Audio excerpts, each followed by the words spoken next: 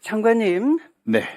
국군의 방첩 및 보안 업무 등에 관한 법률안에 대해서 국방부가 반대를 했는데요. 사실 이게 대통령령으로 지금까지 운영이 되어 왔습니다. 그러나 대통령령에는 정치관여, 직권남용, 불법 감청, 불법 위치 추적 등을 금지하는 조항은 있지만 이를 처벌하는 조항이 없어서 법률안으로 보다 명확하게 이에 위반할 경우 처벌한다는 내용을 추가하는 제정법입니다. 이게 반대를 하시지 마시고 우리 군 내부의 권력 남용과 정치적 개입 가능성을 방지할 수 있도록 또 민주적 통제에 부합할 수 있도록 이 제정법이 통과될 수 있도록 다시 한번 촉구 바라고요. 현안에 관해서 질의하겠습니다. 지난번에 대통령의 구룡대 골프장 이용에 대해서 장관께서 한 번 인정을 하셨습니다. 그런데 보다 더 중요한 것은 당시에 날짜가 8월 8일과 9일 지난 여름 대통령 휴가 기간인데요. 당시 대통령실은 이렇게 말했습니다. 대통령이 6개 공군 장병들을 격려하고 안보태세를 점검하는 안보휴가를 보냈다 이렇게 발표를 했어요. 그렇지 않죠? 안보휴가가 아니죠. 안보휴가 맞습니다. 아니 제가 아니라고 지금 골프를 치셨다고 합니다. 이틀 중 상당한 시간을 골프 연습에 할애를 했습니다. 이 8월 8일 구룡대 골프장 아마 새벽에는 다른 곳에 개방을 해놓고 이 11시 그 새벽 시간이 끝난 후에는 대통령이 이용한 것 같은데요. 이날은 2달에 한 번 시설과 장비를 정비하려고 문을 닫는 휴장 일이었어요. 그런데 이게 대통령실에서 미리 사전에 연락해서 어거지로 문을 열게 하고 일방적으로 대통령 휴가 일정에 맞춰가지고 부랴부랴 골프장을 운영시킨 거예요. 이러실 수 있는 겁니까? 그 당시 경호처장 아니셨나요? 더군다나 이 대통령실이 거짓말을 밥 먹듯이 하는데요. 대통령실을 책임진 사람은 비서실장 아니겠습니까? 그런데 정진석 비서실장은 제가 국방위원이기도 하고 국회 운영위원이기도 합니다. 그런데 지난 19일 날 국회 운영위에 불출석하셨어요. 핑계가 뭐냐 하면 대통령 순방 중에 대통령실을 지켜야 된다 였습니다. 뭐 안보나 이런 것 때문에 지휘해야 된다 그 얘기겠죠. 그런데 정작 본인은 그 주말에 11월 16일에 웰링턴 CC에 나타나서 여당 의원 김장겸 의원, 전 MBC 사장이시죠. 또 조선일보 모 간부와 대통령 순방 기간 중에 골프를 치셨어요. 이게 나라 기강이 무너져도 정말 이렇게 무너질 수 있습니까? 대통령은 휴가 기간 중에 골프 친 것을 안보 휴가였다고 거짓말을 대통령실이 버젓이하고 방금 장관께 제가 자료를 들고 확인을 시켜 드렸는데도 불구하고 역시 또 거기에 장단을 맞추시고 또 대통령 순방 중에 국회에서 예산을 던져놓고 나오지는 않은 채로 불출석하고 또 본인은 그 주말에 순방 기간 중인데 대통령실을 지키지 않고 골프를 치고 이거 누가 나라를 운영합니까? 누가 책임집니까 도대체? 그래서 자료 요구를 하겠습니다. 누누이 말씀드렸는데요. 도대체 대통령은 누구와 치시는지, 얼마나 자주 치는지, 비용은 누가 지불하는지, 지금까지 확인된 윤석열 대통령이 군 골프장을 이용할 시에 일행 출입 현황, 또 특히 민간인은 별도 표시를 해서 제출해 주시기 바라고요. 또 당시 군 골프장 CCTV 녹화 자료도 주시기 바랍니다. 지금까지 군 골프장 사용 비용이 총액이 얼마인지, 비용은 누가 냈는지 제출해 주시기 바랍니다. 마지막으로 이 우크라이나 특사단 무기 지원 요청은 절대 안 된다라고 먼저 말씀을 드리겠습니다. 우크라이나 우메로 국방장관을 대표로 한 특사단 일행이 우리나라 대통령을 예방하고 아마도 무기 지원을 요청을 했겠죠. 맞습니까? 세부적인 사항은 말씀드릴 수가 없습니다. 네, 세부적이진 않더라도 이미 천궁이나 이런 우리 무기를 직접 사겠다 이렇게 보도가 났는데 사실입니까? 그런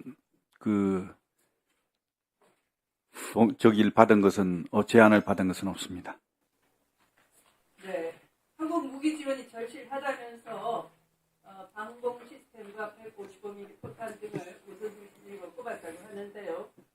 이러한 무기 수출은 절대 안 됩니다.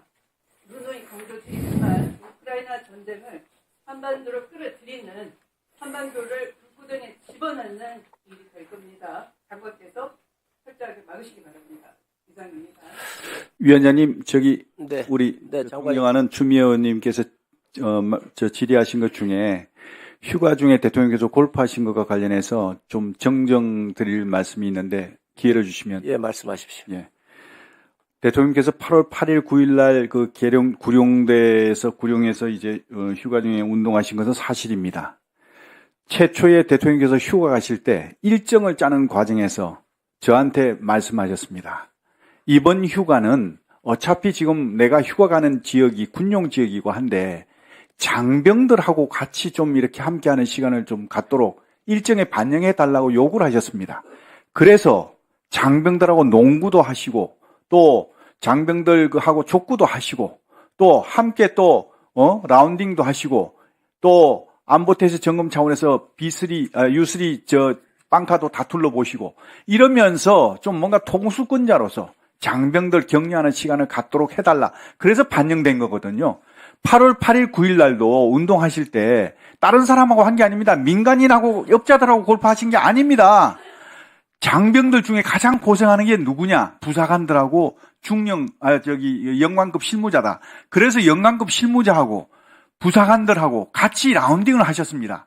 그 라운딩을 하고 나서 격려 만찬까지 하신 겁니다. 그리고 만찬 과정에서 참석했던 부사관 한 분이 지금도 저는 생생합니다. 뭐라고 얘기했냐? 내가 대통령님하고 라운딩 할 줄은 꿈에도 생각지 못했다. 대통령님하고 라운딩 하는 그 시간 동안에 마치 자기는 로또 당첨된 것 같은 기분으로 했다. 정말 이거는 내 평생에 정말 너무너무 잊을 수 없는 정말 영광된 자리다. 이런 얘기를 하면서 눈물이 걸성이었어요. 이렇게 정말 장병들을 위해서 휴가 기간에 이렇게 이 장병들을 하고 있는데 이게 지금 비난받을 일입니까? 저는 어느 역대 대통령들께서 통수권자로서 장병들에게 함께 라운딩을 하시고 함께 격려 식사하시고 이런 대통령이 어디 계셨습니까? 이것은 제가 볼 때는 충성심을 발언하는 고백하는 그런 자리가 아닙니다. 예. 저는 충성심을 말씀드리는 게 아니고 팩트를 말씀드리는 겁니다. 정확한 팩트를 아시고 비판을 하시더라도 비판을 하셔야지. 아니 어떤 의원님께서 지적하셨듯이 노무현 대통령님 거의 매주 운동하셨지 않습니까? 그거 하실 때 그냥 하셨습니까? 앞뒤 팀, 두세 팀 다 빼고 하셨지 않습니까? 안전 문제 때문에 다 그렇게 할 수밖에 없는 겁니다. 인정하실 건 인정하셔야죠. 어떻게 통수권자께서 다른 사람도 아니고 민간업자들도 아니고 부하들하고 같이 정말 고생하는 부사관, 연관장교들, 실무자들하고 운동하시는 것까지 이렇게 정치적으로 공세를 하시느냐? 저는 이건 이해할 수 없습니다. 네. 또 다른 의원님 질의하실, 예, 박선 의원님, 관심이 있었나요? 추미애 의원님, 또 장관님은 당시 경호실장으로서 대통령께서 그 일정에 대해서 또 같이 운동한 사람들이 부사관도 있고 영관급도 있었다고 그러니까 또 그거 그대로 또 받아들여 주십시오.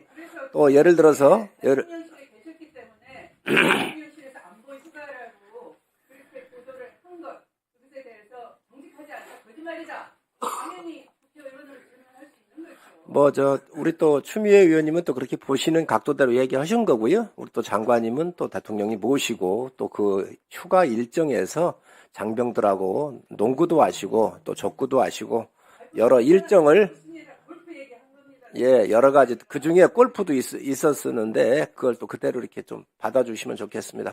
자, 그러면 지금부터 잠시만 주목해 주시기 바랍니다. 제가 구독자분들을 위해서 선물 하나를 준비했는데요. 제가 항상 여러분들께 드리는 말씀이 있습니다.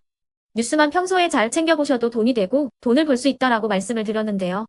여러분들은 여기 보시는 삼성전자 뉴스를 보고 어떤 생각이 드세요? 아니면 정치인들의 뉴스, 날씨 뉴스를 보고는 어떤 생각이 드시나요? 그냥 뉴스만 보고 끝내는지 아니면 이 뉴스를 어떻게 이용할 수 있는지 이 부분을 고민하고 계시는지를 되물어보고 싶습니다. 그 이유가 뭐냐 하면 제가 지난번에 여러분들께 뭐라고 말씀을 드렸었죠? 지금은 반도체 섹터를 눈여겨보셔야 한다고 말씀드렸습니다. 그리고 나서 이런 썸네일들 뉴스를 통해서 많이 보셨을 겁니다. 반도체 내용이 이슈가 됐을 때 부자들은 어떻게 생각한다? 반도체 관련주들은 뭐가 있는지, 어떤 종목이 가장 좋은지, 어디에 투자해야 돈이 몰리는지 자연스럽게 생각한다고 제가 말씀을 드렸죠. 그 이유가 뭐냐 하면 부자들이 봤을 때는 이슈가 곧 돈으로 이어지고 그 이슈가 나에게 돈을 벌어준다는 경험적 확신이 있기 때문에 부자들은 항상 이런 사회적 이슈를 관심 있게 챙겨본다고 제가 말씀을 드렸습니다. 이번에도 마찬가지인데요. 제가 지난번에 시청자분들과 함께하는 주식으로 수익 내기 이벤트를 진행했었죠. 당연히 100% 무료로 진행을 했었고요.